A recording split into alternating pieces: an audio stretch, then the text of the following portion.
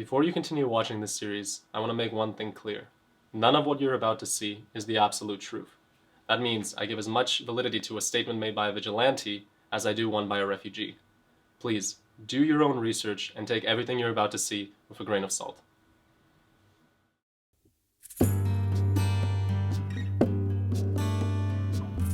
So today, I decided to head out and interview some more refugees. After having spent the last day talking about dangerous gangs of migrants, I thought it would be nice to hear some stories from the other side. I found two refugees who were currently working in Sofia and asked them to share their opinions on living in the country. Well, of course, a lot of asylum seekers and also refugees, they always have their own opinion. I'm not saying that they should not have their opinions. I'm just saying that they should be a little bit fair. They are always nagging and saying that Bulgaria is a bad country, Bulgaria is a messed up country, they're not supposed to do this and that to the refugees, which is understandable, but they cannot see the other side of the coin because, first of all, they don't have to do it. They should do it, because we are all human and all, but there should be a budget to do it, which they don't have it, and there should be the manpower to do it, which they don't have that as well, and a lot of other factors which it plays in here, but they don't see it. They always want more and more asylum seekers, and the government can't supply and can't support every single thing which they want. You're here, you cross the border, you enter the country illegally, and you're expecting too much. That just doesn't work that way. I explained to my interviewee that I had heard quite a bit about Maria Luisa and the types of issues supposedly arising from migrants in the area. I asked him what his opinion on the matter was.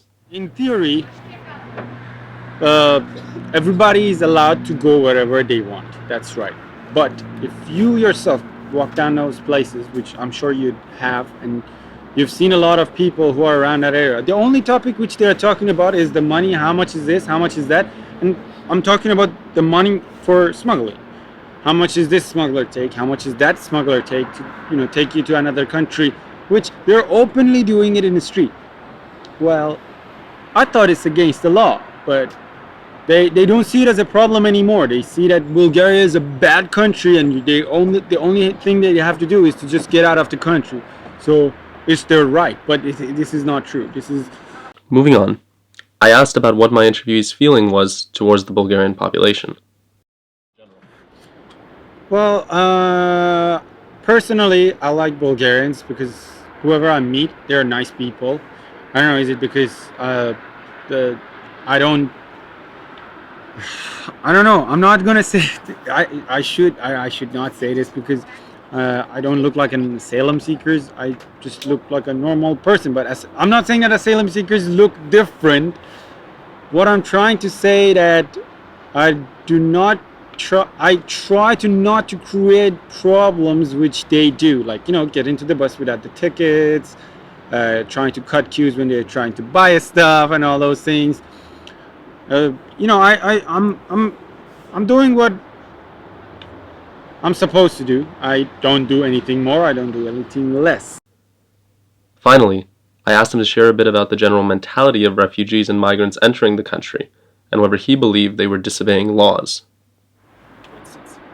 Yes, they tend to do that. They think everything in Europe comes like everything is free. It's like, of course, you have to see their conversation. I understand their conversation. They keep talking about it. They're like, oh, everything is free in west of Europe, so everything should be free everywhere else. But actually, it's not free. They're just trying to take care of you until you stand on your feet. And public transport is not free anywhere.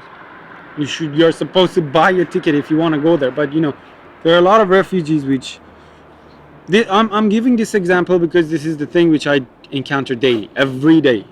There are like a bunch of them get into the bus. Of course, the control comes up and asks for the ticket and starts shouting and saying mean stuff. They start swearing at the control, and well, nobody's kind enough to just you just swear at them and they're like, okay, thank you, have a nice day. Of course, they're going to get pissed off and they're going to call the cops on you, and you're going to get arrested or you're going to get into a fist fight.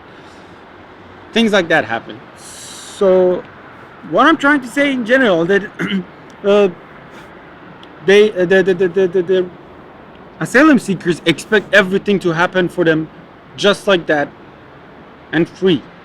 They think that they are supposed to sit in an they're supposed to be given a free place to live, and they just have to sit at home, do nothing, and get paid.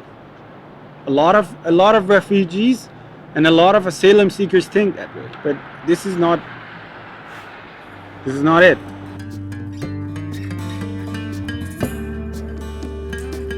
After my first interview, I hopped on a taxi and went to interview an asylum seeker who had set up a small donair shop in Sofia.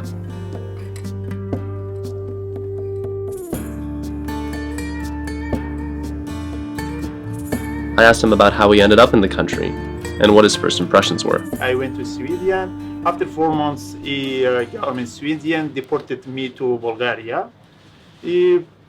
First, my imagination about Bulgarian people not good. I'm fear about come back to Bulgaria, and I think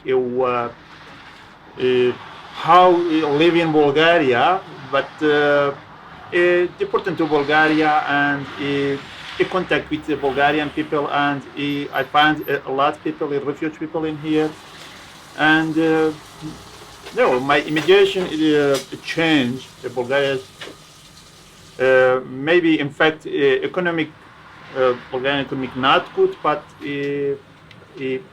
believe me, Bulgaria has a good people. All people, Bulgarian people, help me in one. I have been here 13 months. We find a job, no one job, 3 jobs in here.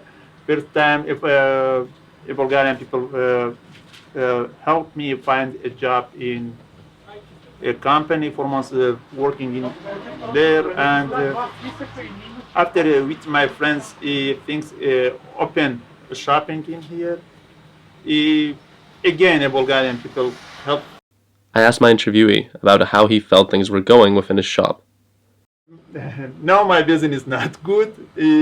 Maybe it changed my shopping, and it's good and normal. In everywhere. Maybe, for example, if human starting business, maybe a risk, and maybe good, maybe not good. But now, a good, no problem. Here, my rent a lot, maybe change my shop, and went to. We are going to another place and continue my business. Finally, I asked about what exactly he was expecting from the future. For future, I'm in here. I'm quiet and not problem in here now. But I don't know. I'm not sure. Maybe 18%. 18%. Maybe I stay in here. I was staying here, and no. I don't want to lie. I love Bulgaria. No, I love Bulgaria, and maybe I stay in here for everywhere.